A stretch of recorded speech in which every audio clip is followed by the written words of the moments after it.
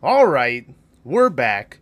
Graveyard Shift Movie Podcast, episode number 159.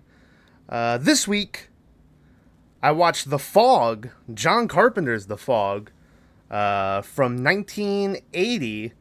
I wanted to watch Bodies, Bodies, Bodies this week, but it's only on Hulu, and I don't have a Hulu account.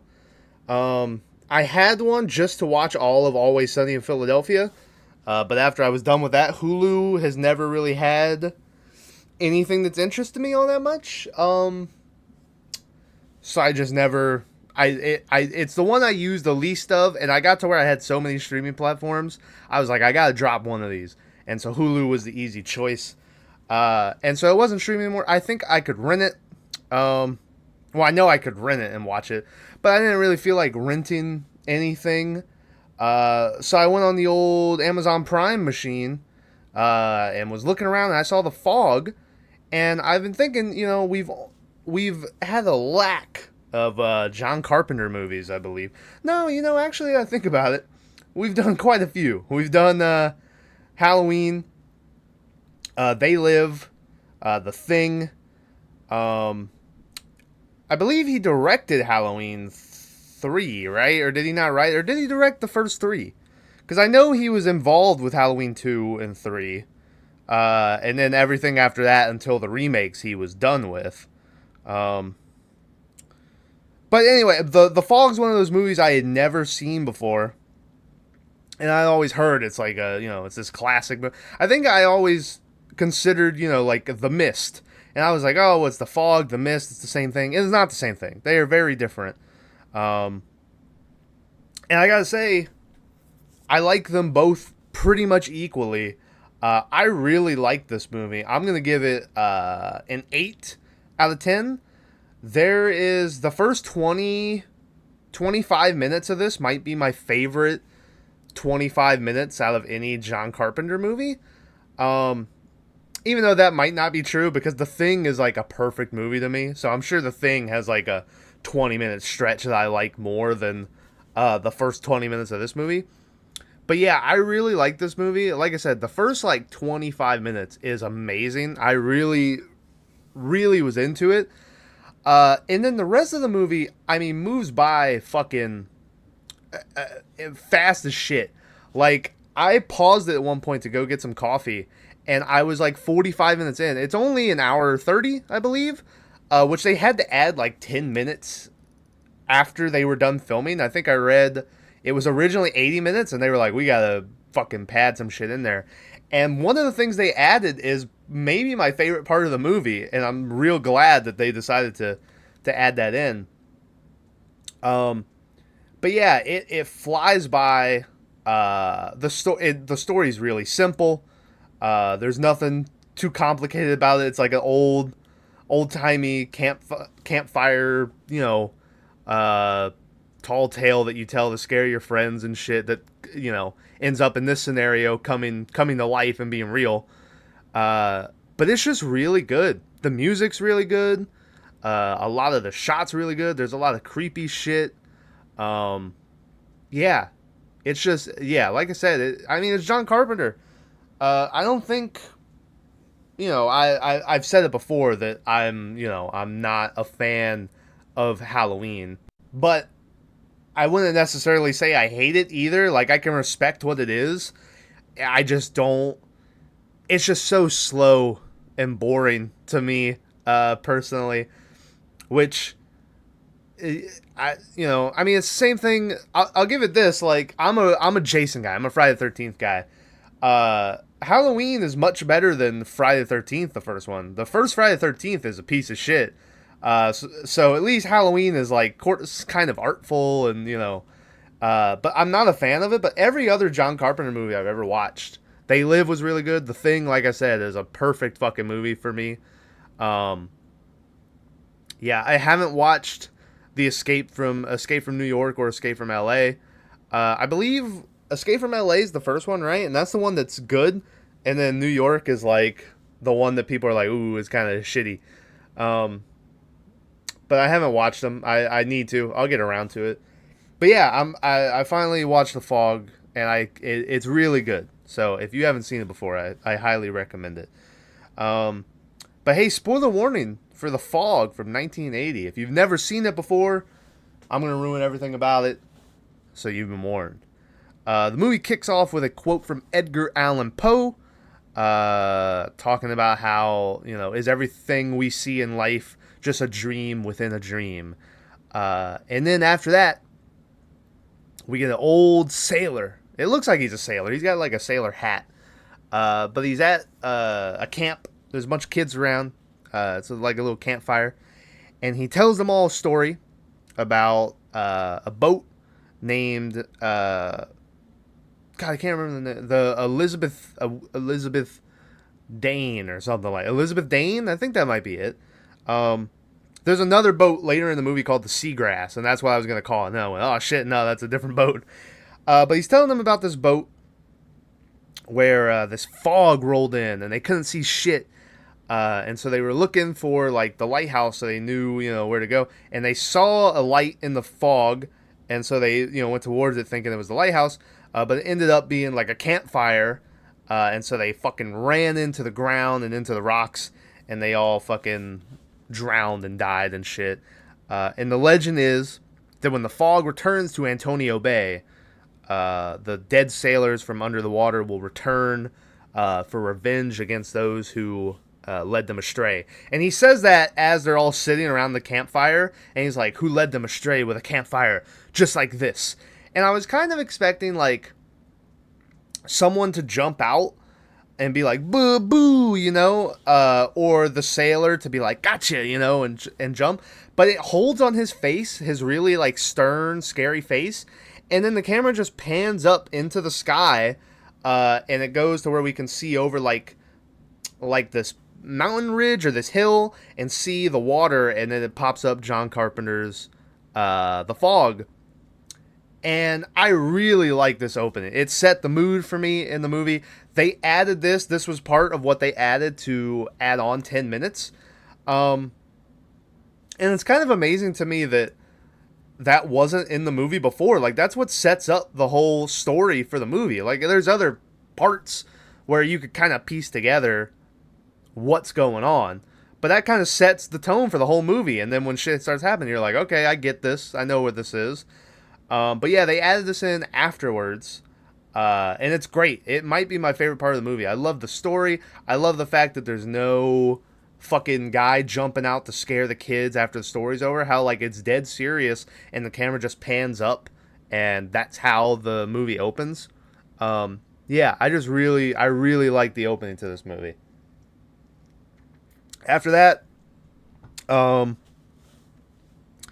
we get a fucking immediate John Carpenter cameo where we go into this church, and John Carpenter is playing this guy. I believe his name was Deacon or Duncan, one of those. And he's just helping out like the guy who owns the church, this preacher dude. John Carpenter walks out of the room, and the preacher's like, oh shit, and he like goes to run after him to like give him something back. I think maybe he left the radio, because the preacher has this little handheld radio in his hand. And he's like, hey, Deacon, come back. And he goes running after him. But as he reaches the door,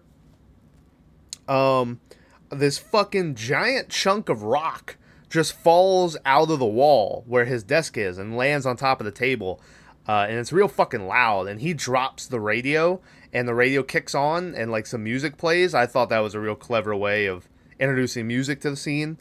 And he goes over to the hole in the wall, and he finds the fucking Necronomicon, and he's like, "Oh shit, let me start, let me start reading from this immediately." As he's reading that, we pan out, and we're going all across Antonio Bay, where we're just seeing people going about their lives. We hear a radio DJ who will end up being, I would say she's the main character of the movie. Who is played by, hold on, I wrote it down because she's in one of my favorite movies, Adrienne Barbeau, I don't know how to pronounce her fucking name, but she was in Creepshow, who she played, She was the like super bitchy wife of that one dude. Who there was the box under. I think the name of the short is The Box or whatever. It's like the longest one, and it's like the monster that's under the stairs or whatever, and he keeps fantasizing about ways to kill her. She played that lady, and so I was excited to see her in this one. Um, but yeah, she's like, oh, it's the 100th birthday of Antonio Bay, and the weatherman says that there's some rain coming, but I don't see anything, so I'll stick around and we'll watch for rain together. This lady, this DJ lady, this is not how radio fucking works. So everyone in this everyone in this fucking town apparently just listens to the one goddamn station. I don't know if they can't get other radio stations or what the deal is, but everyone has this fucking smooth jazz KB whatever radio station that this lady's on. She will play like a minute of a song and then she'll come on, hey, I'm here. I'm Sassy Sally here to get your dick hard. And it's always like sexy innuendos and shit. She's like, I'm trying to find something that turns me on, and maybe I'll be able to turn you on too, Shit like that. And she does that the whole fucking movie. And I was like, dude, if you listen to a radio station where a guy just keeps interrupting every fucking minute to talk, it would be the worst station known to man. But yeah, she does it all the fucking time, and it was driving me crazy. So I had to vent, okay? I had to vent. So we go over to this guy who's in just like a convenience store looking thing, and he's fucking sweeping, and outside of his store, there's like a row of payphones that are just ringing nonstop. Like no one's there, but calls are coming in. The phones just keep ringing and ringing. He's inside sweeping, and the next thing you know, there's like a fucking earthquake in his shop where all the bottles and shit start shaking. The sign that's hanging up in like a row falls down, and there's a good squeaky noise where it's going back and forth and like, swinging back and forth. And he's like, oh shit, what the fuck is going on here? Once again, I thought that was going to be like the main character in the movie. No, you never see that guy again. That was just, to show some weird shit's going on. We go over to a gas station where this gas pump just flies out and starts spewing gas everywhere. And a car that's on like a lift where they lift you up to fucking put new tires on and empty your oil and shit. The car just lifts up into the ceiling by itself. Everything in this town is going on the fritz. There's a bunch of cars that just start going on, like the lights are on and they're honking.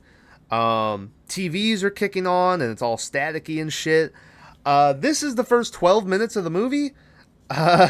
And the whole time this is happening, the opening credits are still going. Like, as this is all happening, it's still popping up, like, director of photography, Jim McMahon, or something like that, Finally, we get our directed by John Carpenter thing, and we go over to none other than Tom Adkins, who's here, mustacheless, which caught me off guard. It was weird to see him without the mustache. And he's picking up a hitchhiker in the road who's played by Jamie Lee Curtis. Jamie Lee Curtis, I think at this point, probably holds the record for the most appearances on the Graveyard Shift. This is Tom Atkins' second. Obviously, Halloween 3 was his first. Jamie Lee Curtis, fucking, she's in like 6 or 7 Halloweens. So I'm sure she's near the top or is the top. I can't think of anyone who's beat her. Like, maybe Bill Moseley gives her a run for her money, but I don't think Bill Moseley beats her. Devon Sawa has a pretty good run going, but yeah, I think she's crushed it. I think she has the most appearances on here. But anyway, he picks her up, and apparently, in every John Carpenter movie that Tom Atkins is, he just plays a horny fucking old man, because he immediately just starts flirting with Jamie Lee Curtis. And, he says like a line where he's like, oh, I'm just a stupid, unlucky fool, And she says, well, we'll see about that. And gives him like the, oh, maybe you'll get lucky smirk. And then all their windows in the truck just explode. and they like pull over for a second, and I was like, man, that was pretty crazy. But neither one of them seems that concerned about it, and then they still just go driving off. We go over to the DJ lady again. She gets a phone call from the weather dude, who the whole movie they talk about, oh, your girlfriend's calling or your boyfriend's calling, and clearly they're like friends and she cares about them. You never see for sure if they're like dating or anything. But fuck it, I'll call him a boyfriend. So she gets a call from her weatherman boyfriend, who says, hey, there's a fog rolling in the east side of the bay or whatever. There's a boat out there about 15 miles off the coast called the Seagrass. You might want to give them a heads up. So she gets on the radio and is like, hey, this one's for the crew on the Seagrass. There's some fog rolling your way, so make sure you stay safe. And this one's dedicated just for you. And the guys on the boat are like, God, I'd like to meet her, So one of the dudes is like, there ain't no fucking fog. And then he looks outside, and immediately there's fog everywhere. And he goes, well, god damn. So they go under the boat. Or one of the dudes on the crew goes under the boat. And everything inside the boat just dies. The generator dies. The gauge is all fucking bust, and they stop and shit. And so they're like, fuck, and they run back up onto the deck of the boat. And as they do, this super, like, old-timey wooden ship goes, like, slowly sailing by. Like, it's got sails and shit. It's a sailboat. But it looks like it's fucking decayed and shit. It's really cool looking, the little bit of it you see. And so then, like, they're watching it, and they're like, what the fuck is this, And they look up at the front of the boat, and the fog starts to clear a little bit, and we see 3 people standing in front of them. And the guy's like, who are you? Who are you, But none of them answer. We can see that one of them's, like, holding a hook, and they all have weapons. But before any one of them say anything, this dude gets fucking stabbed through the back and out the chest, and there's a loud-ass, like, synth that kicks in as soon as he gets stabbed.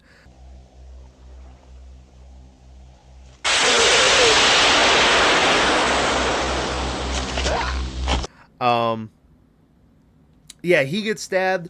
The dude that's with him gets like a hook in the neck, and knives just start stabbing them, and they just get fucking slaughtered.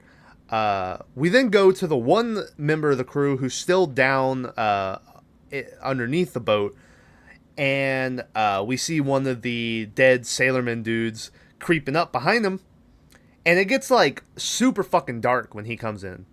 So dark to the point that the only thing you can see is like the guy's face and nothing else. Everything else is like pitch black underneath the boat.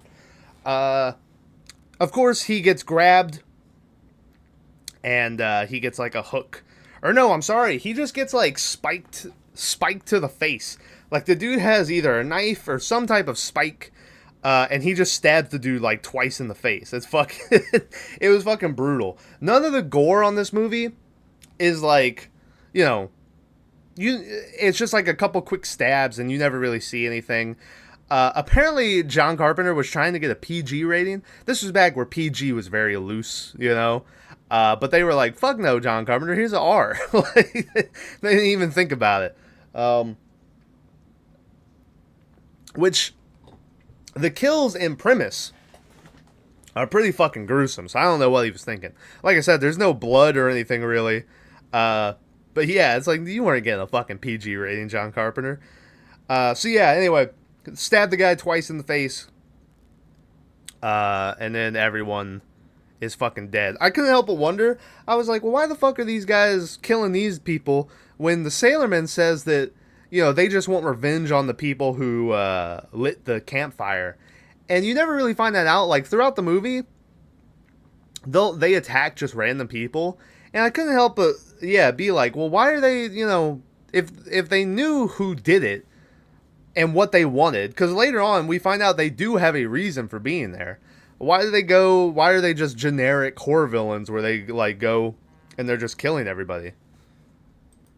Anyway, I got a phone call in the middle of saying what I don't even remember what I was talking about. I was talking about how they were just killing everyone, and I thought it was weird. Like they should, there should be a reason, or they were just attacking anyone when they knew who they wanted to attack. So it just seemed weird. Anyway, the next day, the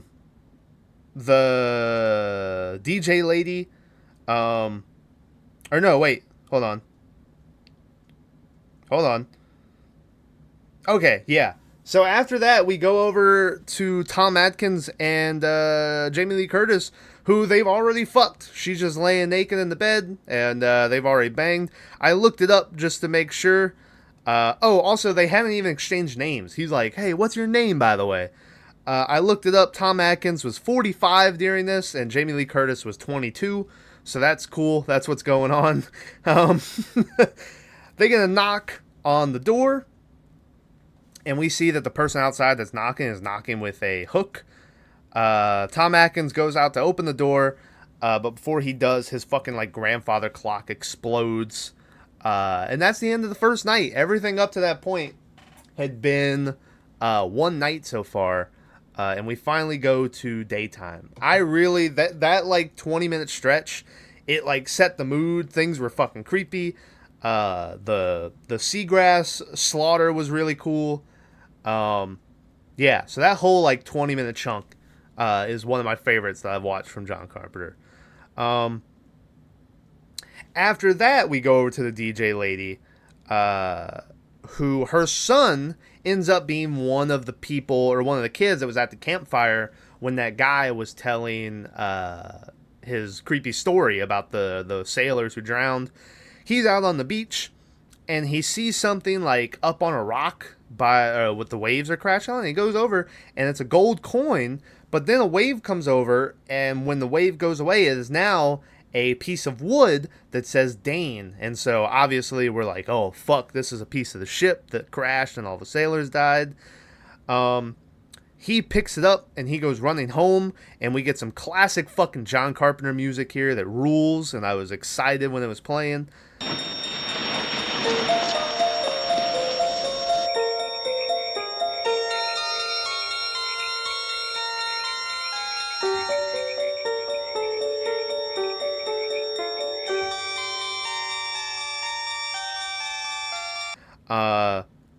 He gets home, and this is when we find out that his mom is the radio DJ lady. She's like, hey, where'd you get this fucking piece of wood from? And he's like, oh, I found it out there. And she's like, oh, that's pretty crazy. And then they have some breakfast or some shit. And then she takes the piece of wood, and she drives up. She also owns the lighthouse. She broadcasts her radio station out of the lighthouse as well. So she gets in her car and goes driving to the lighthouse.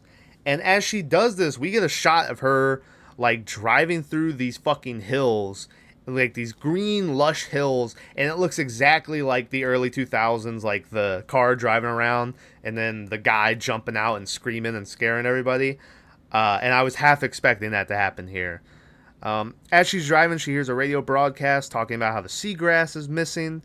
And everyone's like, oh, keep a lookout for it. We got to find it. And I was like, oh, that's going to be not a running thing throughout the movie, but oh, fuck, the boat's gone. But then immediately Tom Atkins and Jamie Lee Curtis find the boat.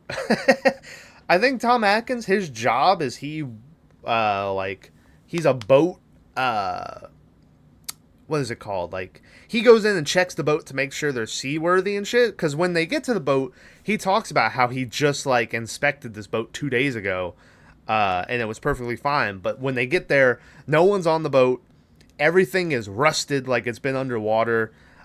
He picks up a beer can and pours some out in his hand, and he takes a lick, and he's like, oh, this is salt water, He's like, what the fuck is going on around here? As this is happening, we see these two ladies walking around, who one of them is played by, what's her name? Jamie Lee, who she's the lady from Psycho, who, spoiler, gets stabbed in the fucking, shower. She is also Jamie Lee Curtis's mom, who, this is her second time being on the podcast, because she was also in Halloween H2O. So this is, they only made two. They made this movie, and they were in Halloween H2O together. And so that was their two movies together. So we've covered both movies that the mom and daughter are in together. So anyway, these ladies are walking around. Jamie Lee Curtis's mom plays like the chairwoman of the fucking town committee or something. But I think I remember hearing them saying that she was the wife to one of the guys who was on the boat. I could be mistaken, but I thought I heard that at one point, because she's like, oh, I miss him so much. I wish he would come back, or we would find him. So yeah, I think she has that going for her as well. But anyway, they're walking around. They're getting shit ready for this candlelight vigil, I think to honor the dead sailors that they're going to do for the 100th birthday. They end up, their final stop is at the church that we opened the movie up with. And when they go inside, Jamie Lee Curtis's mom walks over to the section of the church where it's perfectly framed, where behind her there's just a section of black that you can't see anything. And I was like, oh, well, someone's going to come out of there. And sure enough, the fucking preacher, I guess, was just crouched down in there. And he comes out and he's like, hey, what's going on? And she fucking gets scared. He's like, I got to show you some shit. Come this way. And so he starts reading to them from the Necronomicon that he found in the wall. Written in the book is apparently his grandfather, who built the church and who helped establish the town. They didn't like the people on the boat, the Elizabeth Dane or whatever it was called. And the Elizabeth Dane people had all this gold and all this shit. And so these preachers and the people who set up the town decided to they're the ones who made the campfire, and they purposely caused the death of the sailors and stole their gold, and that's what they used to make the church with. And so the guy's like, we're all fucking cursed. My grandfather, I can't believe he would do this. So basically the sailors are mad at the town because the town is what caused her death. And he tells Jamie Lee Curtis's mom, he's like, we shouldn't have our celebration today. We're celebrating murderers, Back on the boat, Tom Atkins tells this really fucking boring ass story that seemed to go on for like 5 minutes about his dad finding like a golden doubloon and putting it in his front pocket, and then when he went to go get it out again, the balloon was gone. And it's all this shit about how, we saw it already happen once with the gold coin, and then it washes away, and all of a sudden it's a piece of the boat and shit. So yeah, he tells that long fucking story, and I was like, I do not care, Tom Atkins, wrap it up. He's finally done, and Jamie Lee Curtis goes to stand up. They're in the underneath of the boat now. She goes to stand up, and this locker opens up, and all these, I think they're light tubes come falling out and scare the shit out of her. And she's like, I'm going back to Vancouver. And as she says that, out of the darkness falls one of the dead sailors. I think it's the guy who was down here and got stabbed in the fucking face twice. Because his eyes have been either carved out or fucking stabbed out. And he falls on her and she screams and shit. And then we cut away from the scene. After that, we go back to the preacher, and Jamie Lee Curtis's mom is like, hey, are you gonna be okay? Maybe I should send the doctor around to check on you later, to basically be like, make sure you didn't fucking kill yourself. And he's like, no one's okay, we're all fucking cursed, And she's like, yeah, I'm gonna leave now. We go over to the lady, the radio DJ, and she's in her radio station, and she just has a tape of adverts for her radio station that plays nonstop on a fucking loop, just being like, hey, the fabulous KBG radio, hey, get sensual with KBG radio, and it just keeps going on and on, until eventually the little piece of bark or wood that has Dane written on it from the ship drips water down, and it runs into the tape recorder that's playing all the adverts. And it makes the thing slow down, and the voice gets all dark and demonic and slow. And then the piece of wood just catches on fucking fire, like explodes. She runs over and grabs a fire extinguisher and puts out the fire. And when she does, the board is back to normal. It's not burned or charred. It looks like nothing has happened to it at all. We go over to this chick's little kid who is being babysat by this old lady. And as they're standing there, he goes, "Hey, what are those clouds over there?" And we pan out to the ocean where we see the fog rolling in. And once again, very simple. But he just says, "What are those clouds over there?" And then they both look, and the camera turns, and we see the fog coming in. And neither one of them say anything, and the scene just cuts away. And I just think that it's a very simple way of being like, "Oh, fuck, the fog's coming." And we've already seen what comes with the fog. And so now it's approaching land.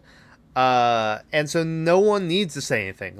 We as the audience are like, "Ah, shit, this is, we're fucked right now." After that, we go over to the coroner's office where they are checking the body of the dead guy. And the coroner is talking to Tom Atkins. And he's telling him how, this doesn't make any sense. This guy's body is that of someone we would find underwater for a month. There's algae growing inside him. He's got shit under his nails. He's like, this guy, "I'm telling you, this guy died in the water. He didn't die on a boat." As they said all this, they walked out of the room and left Jamie Lee Curtis alone in the room with this dead body. As they do that, we see the dead body moving around underneath the sheet, and eventually it gets up and grabs a scalpel from off the table and comes walking over to Jamie Lee Curtis. It's right near her, and she turns around and sees it and screams, and the thing just kind of falls over. And when Tom Atkins and the coroner come back in, we see that on the ground it wrote the number 3 with the scalpel. And I never knew the significance of that number 3. Because at first I was like, oh, that means, fucking there's 3 of the sailors. And for a while I thought that was what it was, that there's 3 sailors. But then later we see there's 8 or 7 of them. There's a whole bunch. So I don't know, did they die at 3 o'clock? Did I miss that part of the story? I'm not sure what the 3 meant. That was lost on me. I thought I did, and by the end of the movie, I was like, oh yeah, I had no idea what the fuck that meant. Tom Atkins and Jamie Lee Curtis, go to this bar, and there they talk to that chairwoman lady, and they hear over the radio, the radio DJ lady talking about the fog and how it looked weird and shit or something like that. And so Tom Atkins calls into the radio station and he's like, "Hey, what's that I heard you mention about the fog?" And she goes, "Well, it was real fucking weird because the wind was blowing east, but the fog just kept moving west, nothing was affecting it, and it glowed. It had a glow to it and shit." And once again, in the middle of this conversation, she's like, "Oh, hold on. I got and she gets on the radio and she's like, "Hey, sexy Delilah here." And then she goes back to talking to Tom Atkins. As they're having this conversation, we see the fog is approaching land. And Tom Atkins and Jamie Lee Curtis get into the truck, where they're going to drive out to the lighthouse, because the radio lady mentions this piece of wood that her son found that caught on fire. And so presumably they're going out there to check out this piece of wood. As they're on their way out there, though, radio lady gets a call from her weatherman boyfriend, who tells her that a fog is rolling in from the south. And so she stops the music on the radio and gets on, and she's like, "The fucking fog is rolling in, coming south, approaching the weather station. It's heading directly for the boyfriend." And she does this, I guess, for Tom Atkins to hear, because he hears it and stops and turns around and starts heading to the weather station.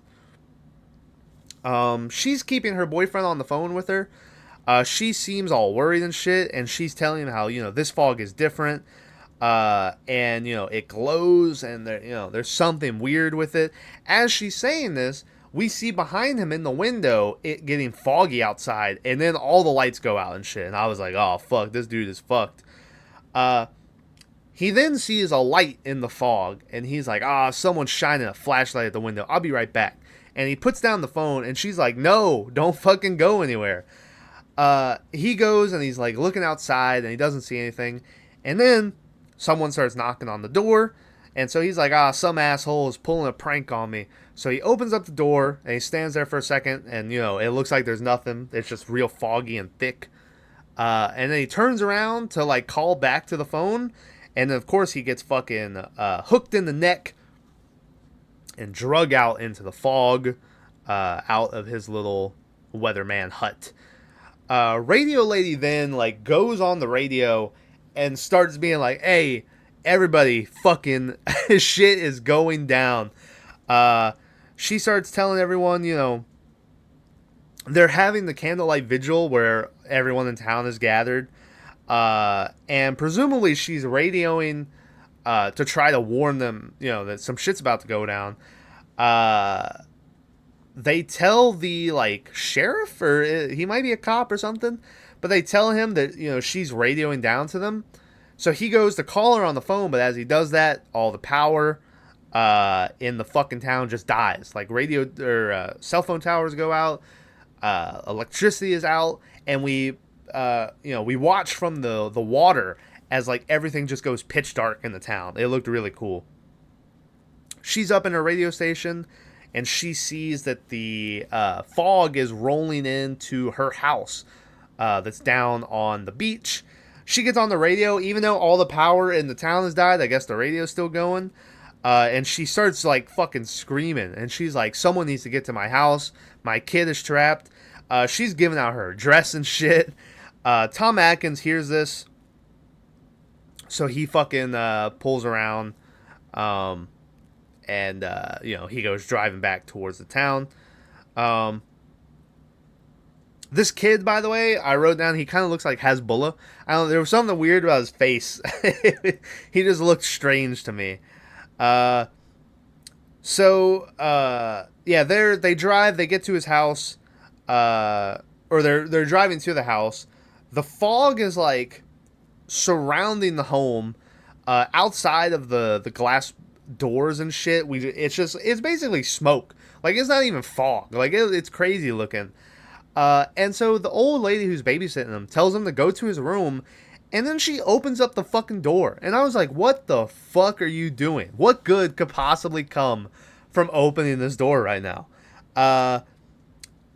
So the kid goes in his room, and the second his door closes, this old bitch gets grabbed by a zombie sailor and pulled out into the fog. And I was like, yeah, that's what you fucking get. Of course, though, this is so then the kid doesn't realize that she just got attacked. So then someone starts knocking on his door, and he thinks maybe it's the babysitter lady. But quickly, like a hook punches in, and they start breaking down the door. And right before they are able to bust in fully and get to him, Tom Atkins shows up, and he breaks the kid's window and gets the kid outside and puts him in the truck with him and Jamie Lee Curtis. They go to speed off, but they're stuck just in, like, some mud or some random shit. A light kicks on, and we see one of the dead sailors, like, silhouetted in the light. A bunch of them are, like, surrounding the car, and they're just about to get to them, but finally Jamie Lee Curtis is able to get them unstuck, and they drive away. The candlelight vigil goes off without a hitch. I was expecting, like, it to be a slaughter there, but no, nothing ever happens. The lady on the radio is now letting everyone know that the fog is moving into the town. And there's a really cool line where she's like, she's like, there is something in the fog. I repeat, there is something in the fog. And that's just a really cool, creepy line that I'm sure when commercials and trailers were coming out for this movie in 1980, that was used all the time to advertise for the movie. She tells everyone that the only clear road in town leads up to the old church. So that's where everyone has to go for safety, which it was all starting to come together because we obviously know that the people who caused the death of the sailors where they built the church with the gold they stole from them. So it's like, okay, that's where, the big climax of the movie has to be. Everyone convenes at the church. Tom Atkins, Jamie Lee Curtis's mom, the helper lady that she had with them, and the preacher all here. The whole time everyone's panicking, and the preacher just keeps going, "We're cursed. We're all fucking cursed," and like not helping at all. He's just freaking them all out. And finally, they go over and get the journal, and they start reading from it, and they read a line that says, "God's tomb is the gold, or the gold is in God's tomb," or something like that. And they go over to the fucking hole in the wall, and there's there's this cloth in there that I had seen earlier when he took the book out, and I thought I saw something, but then he doesn't go back in there, so I was like, oh, I guess it's nothing. But they pull out this thing from the cloth, and it ends up being a giant golden cross. That's what they did with the gold, I guess. They melted it into a cross. The fog has also arrived at the lighthouse. The radio DJ lady is being attacked. A fucking zombie arm punches through her wall. We see a bunch of zombie arms like punching through the like prism colored glass in the church. This is when I wrote down, I go, there's only 3 sailors. Why don't they just go out there and whoop their ass? And then the preacher walks out with like, he's struggling because this gold cross is heavy as fuck. And he goes walking out, and that's when we see there's like 8 or 7 like dead sailors. And I was like, oh, never mind. We get our first good look at one of the dead people where he's like, hey, my grandfather stole your gold. Now I'll pay the price for it or whatever. And I think like the captain of the ship comes walking towards him, and he's got these glowing red eyes, and he's pulling out his sword, and we can kind of see like his long wispy hair and shit. The radio DJ lady is still being attacked. She climbs up onto the roof of the lighthouse, and she keeps focusing on this guy coming up the ladder after her, who has like this curved knife and shit. But as she's focusing on him, we see behind her another zombie dude is coming up behind her to attack her, and she gets fucking hooked in the shoulder. I thought she got killed, like it hooked her in the neck, but it ends up just hooking her in the shoulder. And she's like laying on the roof, and she's fucking screaming, and the zombies are like surrounding her, and they're gonna kill her. I kind of thought it was weird that they were attacking this lady, because you would think that all their efforts would be towards the church and what they did, but they're like, well, we gotta have some drama involving, this lady in the lighthouse. So we gotta have her being attacked as well. The sailor captain grabs the cross from the preacher, and the cross starts glowing, this bright light, and it looks like they're getting like electrocuted. Like they both start shaking. The thing glows brighter and brighter. Eventually, Tom Atkins creeps up behind the preacher and pulls him off of the cross, just before the fucking zombie sailor dude explodes. And presumably kills all of the other sailor zombies. And all of the fog starts disappearing. We see like the lady up on the lighthouse, and she's like, oh, and no one's there. Of course, though, there is like, this kind of sucked, because then we had to get 5 minutes of just them showing us different parts of the town where like the fog is slowly receding and is gone. This bitch then gets on the radio and decides to fucking give everyone nightmares, where she's like, this could all be a dream, and we could wake up and it could repeat itself, and we could all fucking die. And if you're a sailor out there on the water, look out into the blackness. Look out for the fog. To be like, if you see the fog, you're fucking dead. And it was like, imagine a sailor being like, bitch, I'm trying to sleep. You're keeping me up all night now. So yeah, you think everything's good, but then the movie ends with the preacher dude walking in his church, and we see the fog rolling in under a door, and he turns around, and all the zombie sailor men are standing there, and when he turns back to the door, the captain dude is there, and he swings his sword at his neck, and we cut away, where presumably the preacher dude was just fucking decapitated, and he is killed. And that is the end of The Fog. This movie had a budget of $1.1 million, made a box office of $21.3 million, which that is a pretty good profit for a John Carpenter movie. John Carpenter, pretty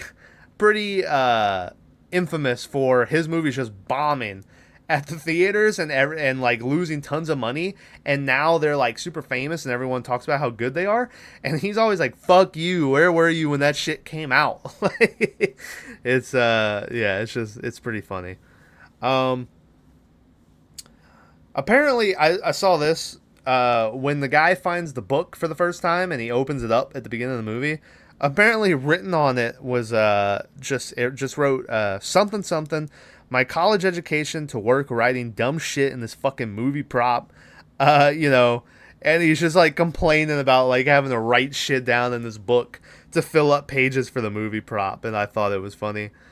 There was another, I saw this. This was just I thought was dumb. It goes, Adrian Barba and Jamie Lee Curtis, the leads, do not appear together in any scenes. Jamie Lee Curtis is not the lead of this movie. She is the furthest thing from the lead of this movie. I punched my mic. Where I think she might have like 8 lines or something. Like, she is not a prominent character in this movie. The DJ lady is definitely the main character. Tom Atkins is secondly the main character, I would say. But yeah, Jamie Lee Curtis is like a supporting role there to be in John Carpenter's movie because fucking Halloween just came out. So he had his Halloween buddies in there. But anyway, let's do best of, worst of. My best of is going to be the attack of the seagrass. It was really well done. The boat sailing up next to them looked really creepy and ominous. And the deaths were really good. Yeah, all around it was just really well done. My worst of is going to be Tom Atkins' story about his dad with the gold coin in the pocket. It was just boring as fuck, and I was like, we don't need this, Tom Atkins. Like, what? It's kind of like, it reminds me of They Live, where randomly Roddy Piper just tells like a 3-minute story of like his dad beating him, and just out of nowhere, he's like, Daddy, please. Daddy, please. And that's what it kind of reminded me of. John Carpenter was into these monologues that just went nowhere. But that's it. That's The Fog. It's really good. It's simple enough to where a lot of John Carpenter's movies are like this, where the way he did stuff, it doesn't age terribly. None of the performances were bad. No one in this movie really has enough screen time to be bad. And they're like, everyone kind of, it just moves along at such a steady pace that everyone gets their couple of lines and we move along. And we, talk about the lore, why the sailors are here. Yeah, and it's just all, like I said, it all goes seamlessly together. It moves along at a great pace. It's really, really good. Yeah. So that's it for The Fog. Next week, I don't know what we're watching. Maybe I'll rent Bodies. I don't know, though. Don't hold me to it. Go check out the gaming channel. We've put out some BattleBit shorts recently. Their Saints Row should be coming soonish. Me and Maverick got to be near the end of that game. Which that will be like a half-hour long video. Which just fucking pain throughout. Just trying to get through this game. But besides that, that's it. Come back next week. We'll talk about something. And I'll see you guys then. All right. Bye-bye.